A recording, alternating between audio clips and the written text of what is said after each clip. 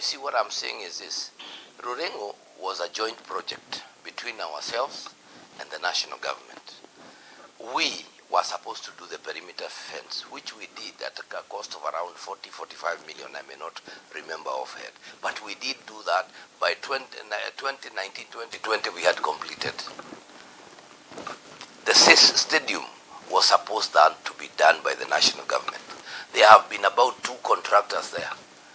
One of them, I think, even put up a tartan that is all poorly done, very poor. You can't use it. If you look at the stand, it's incomplete.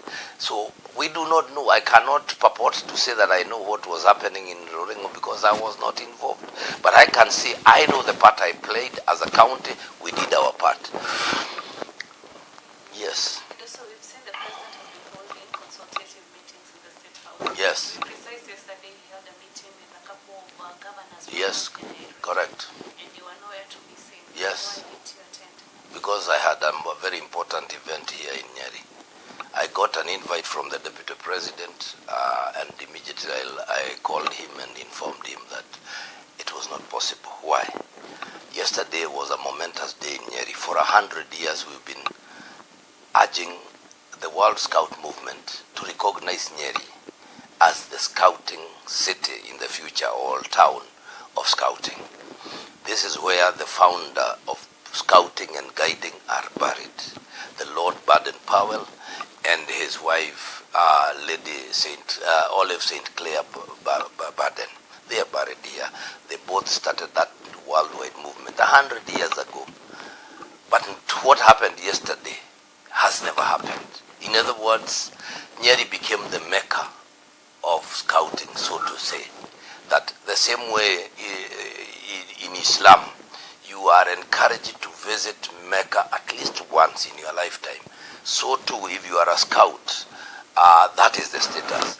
Get the World Executive Council to come here, the chairman, the acting secretary general, and the whole host of that was a very, very important thing. It's something that we've been struggling to. And therefore, I excused myself. I asked the deputy president if I could send my deputy. When he didn't get back to me, I reached out at around 9 and he told me he would get me an apology, and that is how I missed that meeting. He is talking from ignorance. He doesn't even know why I missed it. I only saw him posting on Facebook. You don't bother about that kind of person. Because in his own mind, he already has he is convinced there was a reason that I went there because I am defiant, or I didn't go there because I'm defiant. No, that's his business. And all he needs to know is that I don't answer to him. I have a county to run. I am doing what I should, and it's up to him now to, I saw him questioning why I was absent, but he should have called me. He has my number. Asked me, what happened, Governor? I have seen him. He has just had one of the promises the president made was to bring 250 for the industrial park. That industrial park is still lying there. We put in our first 100. We have now 100 million to it that we will complete, because it was not our idea. It was never. The KIPES were the president's idea. They were never our ideas. We were just working together because it was a good idea. And we always say a good idea should give way to a better idea. So when the president came up with the issue of KIPES, we embraced it and we did give money. But it's unfortunate that even today, there is still so much misunderstanding around the KIPES. The KIPES are 47 in number, but only 18 were to be funded in the first phase, and we were not part of the 18. And even those 18 have not received the 250. They have only received 161 million each. 116 million each.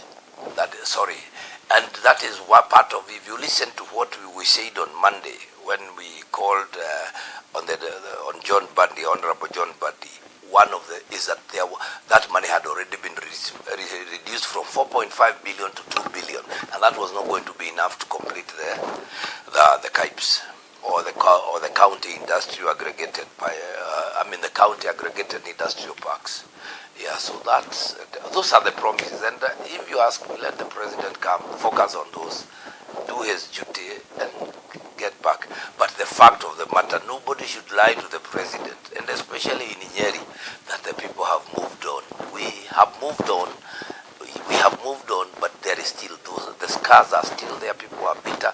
They still consider that one a betrayal, and it's upon him to know how he will handle it with the people, because it is him that knows why whatever happened happened.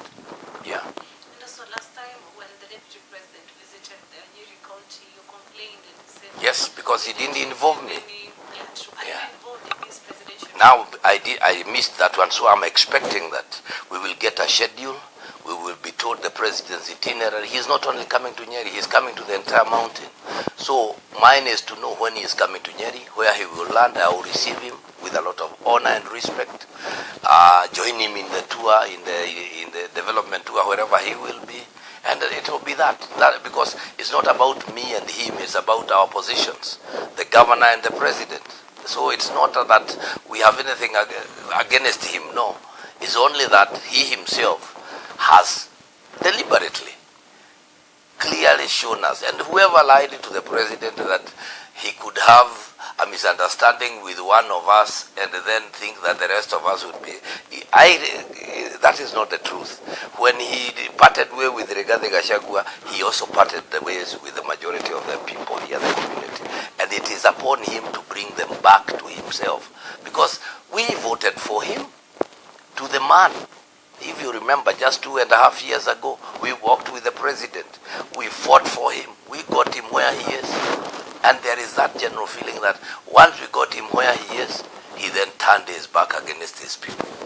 So the few people who I know, the MPs and others, have been trying to lie to the president that, oh, things are okay, the people will move on, oh, the people, you only need 3 months and they'll forget. No, they have not forgotten. It is still palpable. One other thing we must say, we observed the other Sunday that there was an emergence of unnecessary political violence. What we saw also in Nairobi during the president's visit should not be allowed to happen in the mountain. That when he comes, goons join his entourage and they rob people. We saw it in Nairobi. We do not want it around. Let us have peaceful meetings, even if there will be mobilization, because that one is something is among the politics that do. Let people be reasonable, know that you are going to hurt your own brother. Just listen to the president, give him respect that he deserves, let him go back, let him go to the next county. But don't sit there and start shouting and screaming. It's not right. If you ask me, let it be. You can express your anger in different ways other than shouting down and fighting. That is not, should not be happening in this time and era. So as far as I'm concerned, I would ask the residents of Nyeri, please kindly receive the president. Wherever he will be, receive him. Let him tell us what he has brought for us. Of course, we have asked him not to make any other promises because we have so many unfulfilled promises. And we understand that there could be no money, there could be challenges, financial challenges, but let him not come and give us any more new promises. I have listened to the people. They are saying, let the president come, let him not mention the issue of Gachagua, let him focus on telling us when he will fulfill his promises and not give us any new promises. It's as simple as that.